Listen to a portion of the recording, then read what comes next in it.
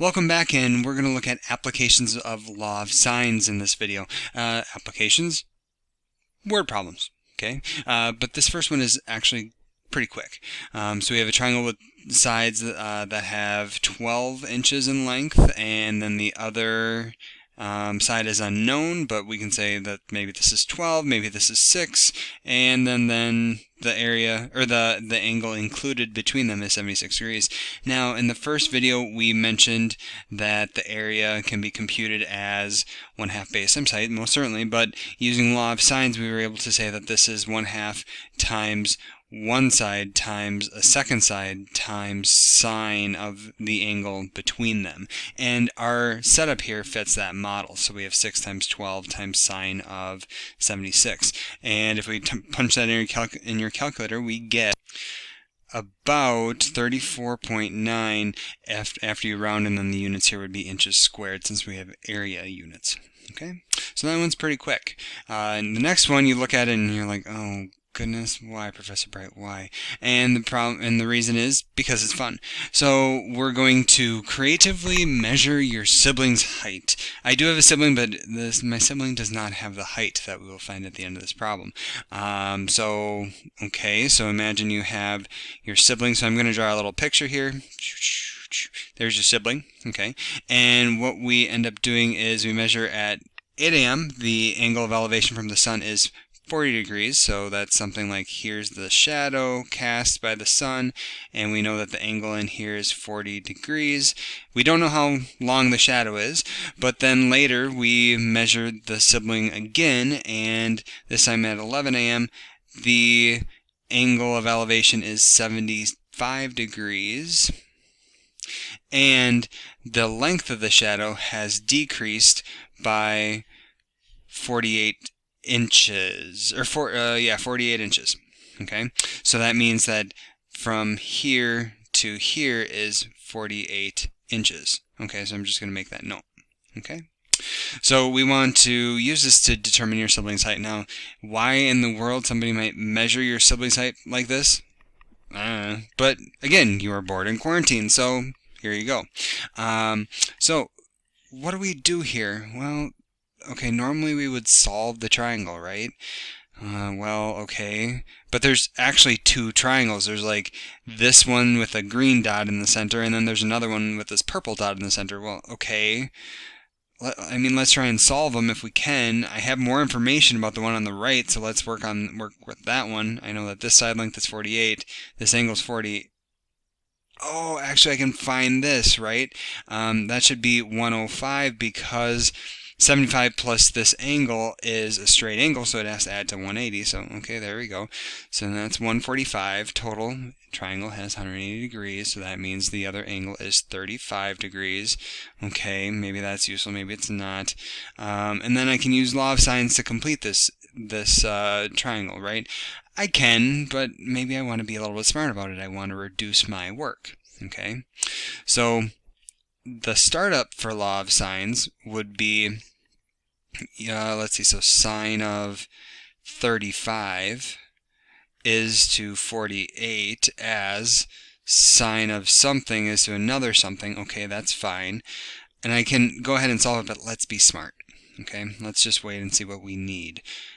See if I need the red side or the blue side. Okay, now for this other one, we can say, okay, here's my sibling's height. That's what I want to find eventually, right? Let's call that h. I want to know what that is eventually, and I think it's a reasonable conjecture to say, yeah, this is going to be a right angle because my sibling hopefully stands straight vertically. So we're going to assume that that's a right angle, which makes this 90 degrees. And then we can complete this and say, okay, that is 15 degrees. Okay, that's fine. But then, okay, so I know I really want to find h, which is across from 75. So I'm going to want to use sine of 75 is to h as sine of something is to another something. Okay, now to reduce my work, I notice that the red side is common to both triangles. Okay, so let's call that A, and in the triangle with the purple dot in the middle, that could be set up as sine of 40 over A is to sine of 35 over 48, and then I can find A.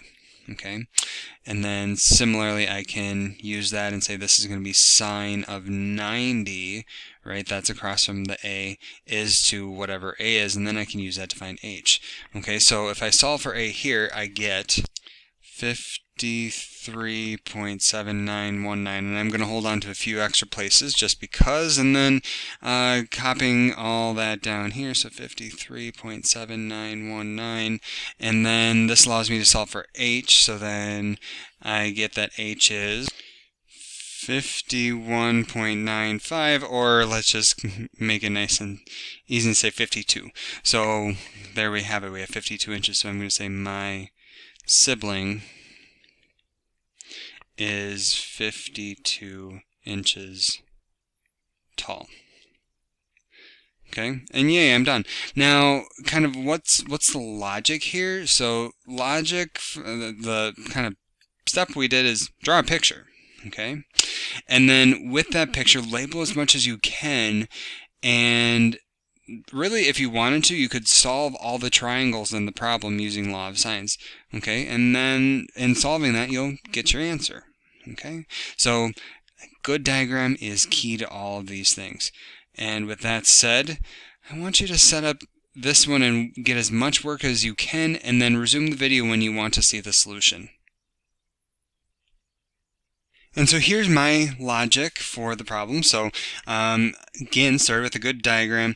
I started with solving this red dotted triangle first. So there's an angle of 17.7 over here, and then this long side along the hill, which I'm assuming the hill is just straight. So that's a big assumption, is 220 in length. And I know this side is 80 feet for the flag. And then so I use law of sines, saying sine of 17.7 over 80 is the same as sine of x over 220. Solved for x, and I got 56.7 degrees, which allowed me to find what y was just by taking 180 minus all the other angles. 105.6. Then I found z because y plus z is a straight angle, so 180 minus that, z is 74.4, and then I assumed that this would go down and be a right angle, and so because again, this is kind of, it's planted at the top of the hill, so it'd be like halfway through the hill. And so then to find the other angle here, M, I say 180 minus 90 minus 74.4, 15.6. There we go. And then the total angle of elevation, actually inclination of the hill, I answered it incorrectly, would just be 15.6 degrees. Okay, because that's just from here, not all the way. I should say not from the top of the hill to the flagpole. But yeah, so it's just 15.6 degrees, and you're done. All right.